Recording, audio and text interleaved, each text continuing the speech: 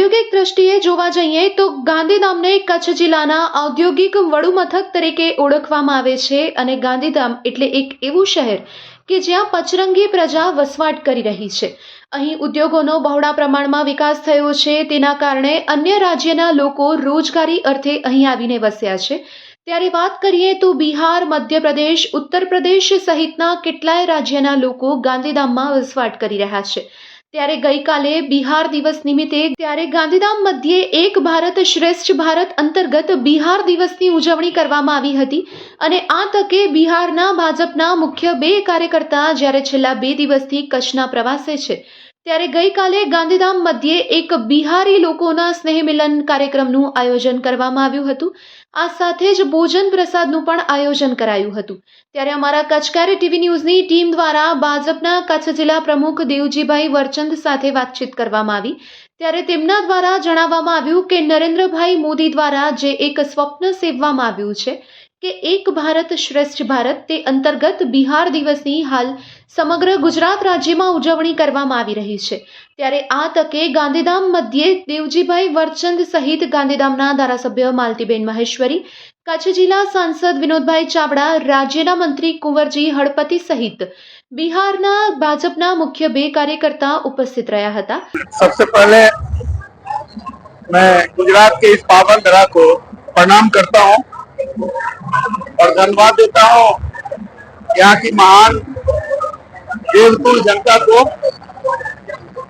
और इस गुजरात राज्य को, जिन्होंने हम सबों को इतना उचित मान और सम्मान दिया और आपके माध्यम से बिहार दिवस की सभी को शुभकामनाएं देता हूं।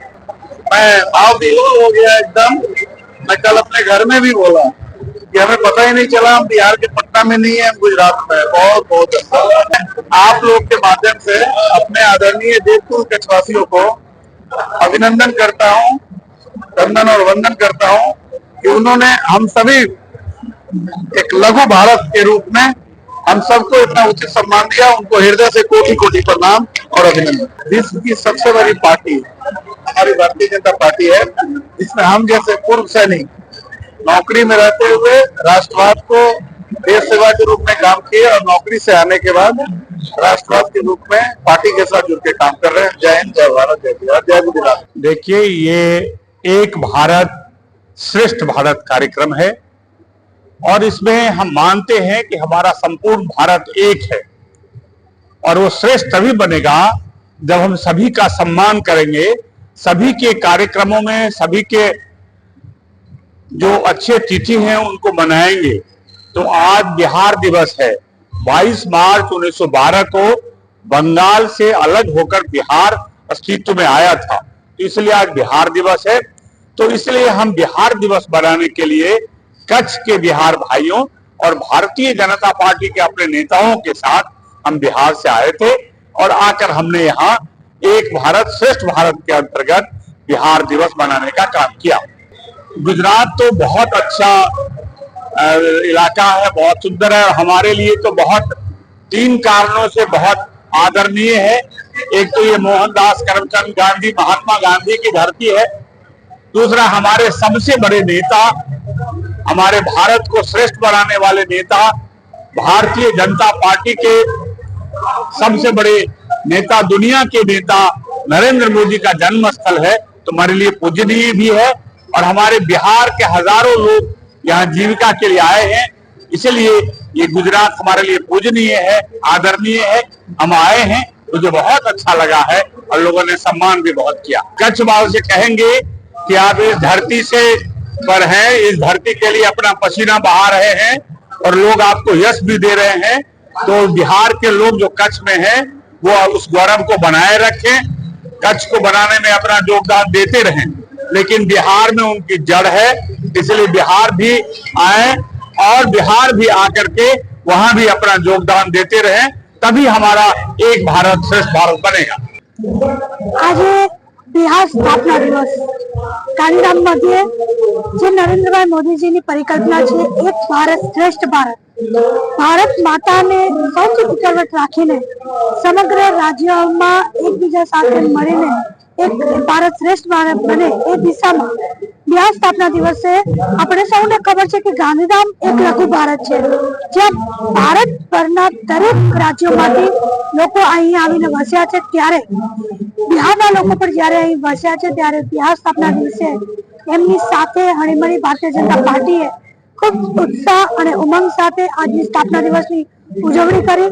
આ સ્થાપના દિવસ નિમિત્તે રાજ્ય સરકારના મંત્રી શ્રી આદરણીય કુંવરજીભાઈ હળપતિજી, આપણા ભારતીય જનતા પાર્ટીના મહામંત્રી શ્રી અને કચ્છના લોકસભાના સાંસદ આદરણીય વિનોદભાઈ ચાવડાજી, પ્રદેશ આદરણીય ગોરધનભાઈ ઝડપિયાજી, સમગ્ર ભારતીય જનતા પાર્ટીની ટીમ, કચ્છના અધ્યક્ષ ભાઈ કરશનજી, કચ્છ જિલ્લા પંચાયતના પ્રમુખ આપણા જનકસિંહ જાડેજાજી અને વિશેષ રૂપે આજના આ સ્થાપના દિવસની ઉજવણીના ભાગરૂપે બિહારના ધારાસભ્ય, પૂર્વ મંત્રી શ્રી આદરણીય વિનોદ ઝાજી, ત્યાંના સંયોજક શ્રી બિહારના આદરણીય આશુતોષ સાહેજી સર્વે અહીંયા પધારી અને બિહારના લોકો સાથે આજના બિહાર સ્થાપના દિવસની ઉજવણી કરી, શુભકામનાઓની આપ-લે કરી અને આપણું ભારત કઈ રીતે સર્વશ્રેષ્ઠ બને એમાં આપણું શું યોગદાન હોય એ દિશામાં મંતવ્ય કર્યું અને આજના દિવસે ફરી એકવાર સર્વે બિહારવાસીઓને એટલી શુભકામનાઓ પાઠવું.